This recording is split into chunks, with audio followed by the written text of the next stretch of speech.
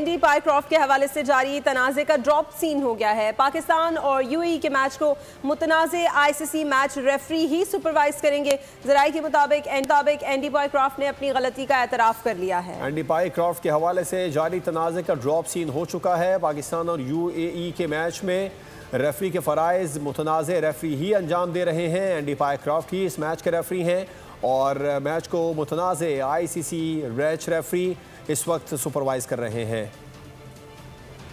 हक और सच का हुआ बोलबाला, पाकिस्तान के दुश्मन का मुंह हुआ काला। भारत के ले पालक नमकख्वार पालतू उनके इशारों पर दुम हिलाने वाला एंडी पायक्रॉफ्ट आखिरकार घुटनों पर आ गया। पाकिस्तान से मैच के दौरान भारतीय सहूलतकारी पर माफी मांगकर ही उसकी जान बख्शी हुई। पीसीबी ने अपने कार्ड्स इंतहाई मुशावरत से खेले। एक जानिब आईसीसी पर दबाव बरकरार रखा तो दूसरी तरफ एंडी पायक्रॉफ्ट के हवाले से गैर लचकदार रवैया अपनाया। साबिक जिम्बाब्वियन क्रिकेटर ने भारतीय छतरी के साए तले अपने आप को महफूज जाना, जो उसकी संगीन गलत फहमी साबित हुई। चेयरमैन पीसीबी मोहसिन नकवी ने मामले की संगीनी और अहमियत के पेश नजर अपने रुफ़का के अलावा पीसीबी के दो साबिक सरबराहान नजम सेठी और रमीज राजा को भी मुशावरत के लिए तलब किया। ज़राए के मुताबिक दोनों के फीडबैक ने भी चेयरमैन पीसीबी को फैसले पर पहुँचने में बहुत मदद की।